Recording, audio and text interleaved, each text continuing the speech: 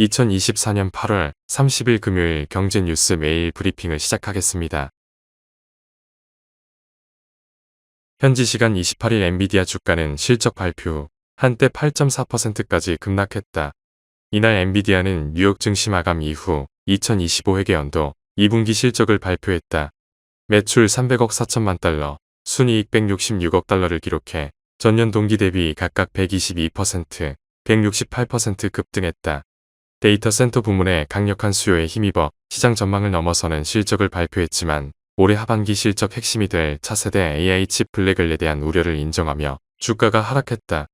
이날 컨퍼런스 콜에서 엔비디아는 블랙을 수요를 개선하기 위해 마스크 생산 단계 변경이 필요하다고 말하며 이 같은 우려를 인정했다. 젠슨 황 CEO는 블랙을과 호퍼에 대한 수요가 모두 엄청나다며 4분기에 블랙을 생산을 시작하는 것이 아니라 4분기에 출하할 것이라고 강조했다. 다만 시장은 블랙을 제품 출시에 대한 세부적인 내용을 기대했지만 엔비디아 경영진이 4분기 수십억 달러 수익을 낼 것이란 것 외 다른 정보에 대해선 함구하며 컨퍼런스 콜 중 주가가 급락했다. 다음 뉴스. 두산밥켓과 두산로보틱스는 29일 각각 긴급 이사회를 열고 사업구조 개편을 위해 추진하던 양사 간 포괄적 주식교환 계약을 해지하기로 했다. 두산그룹이 지난달 11일 사업구조 개편을 발표한 지 49일 만이다. 양사의 합병 철회에는 사업 재편 발표 직후부터 불거진 소액주주의 반발 등 부정적 여론이 영향을 미쳤다. 금융감독원 역시 증권신고서 정정을 2차례 요청하며 합병에 제동을 걸었다.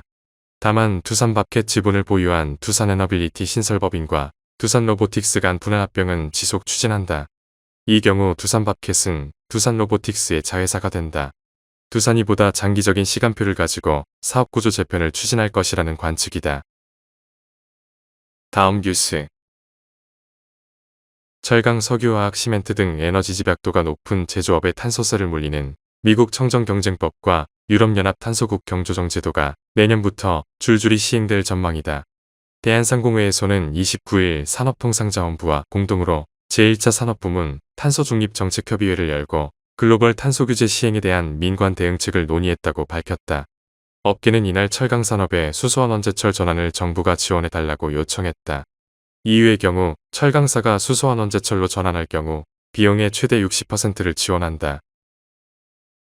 다음 뉴스. 미국 생물보안법이 연내 통과될 것으로 예상되는 가운데 중국 바이오 기업의 매출 하락이 현실화됐다.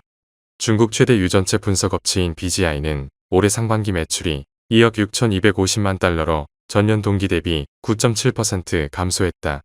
BGI는 코로나 관련 매출 하락과 지정학적 영향이라고 설명했다. MGI테크의 상반기 매출은 1억 6,990만 달러로 전년 대비 16% 급감했다. MGI테크는 지정학적 요인과 경쟁 때문이라는 설명이다. 미국상 하원에서 발의된 생물보안법은 미국 의회가 우려 기업으로 지목한 중국 바이오 기업들과의 거래를 제한하는 법안이다. 법안이 실행될 경우 미국 정부 지원금을 받는 기업은 적대적 해외 바이오 기업의 장비와 서비스를 사용하는 것이 금지된다. 다음 뉴스. 29일 카이즈 유데이터 연구소에 따르면 올해 1에서 7월 8천만원 이상 법인차 신차 등록 대수는 전년 동기 대비 27.7% 감소한 27,400대를 기록했다. 최근 5년간 가장 높은 감소율이다. 정부는 공공 및 민간 법인에서 이용하는 8천만원 이상 법인차에 대해 일반 등록번호판과 구별하는 것을 골자로 한 자동차 등록번호판 등의 기준에 관한 곳이 개정안에 따라 올해 1월부터 8천만원 이상 고가 법인차는 연두색 번호판을 의무 장착하도록 했다. 이후 최저가 모델도 1억 원이 넘는 고급 스포츠카와 럭셔리카 브랜드의 법인차 등록 대수가 작년 대비 눈에 띄게 감소했다.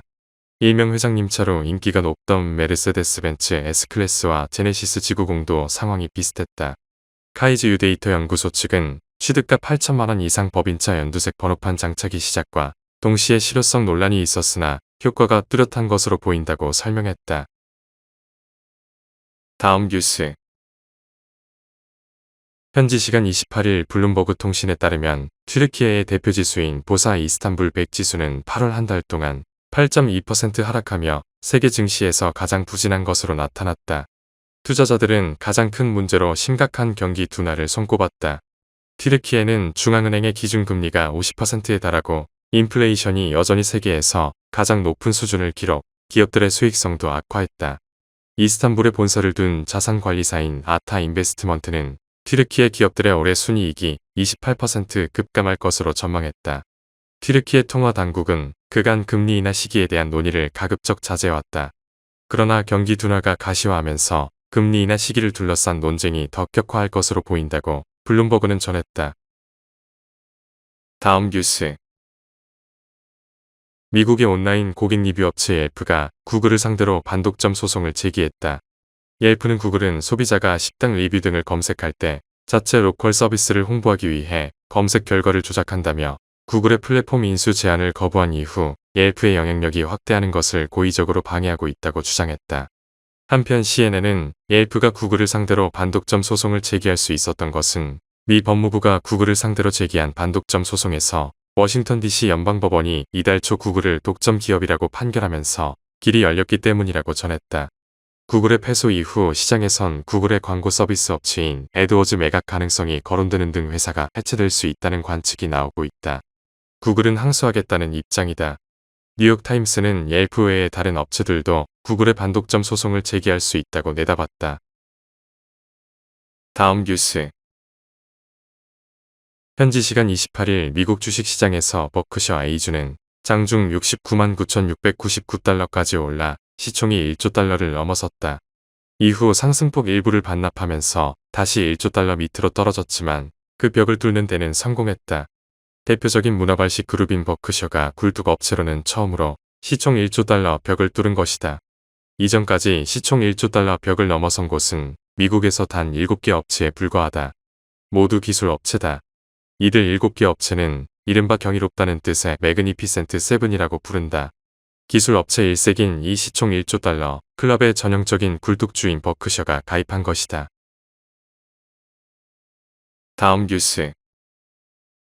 하나은행이 고시한 8월 29일 오후 11시 50분 원달러 환율은 1335원입니다. 시청해주셔서 감사합니다. 더 좋은 영상을 위해 구독, 좋아요 부탁드립니다.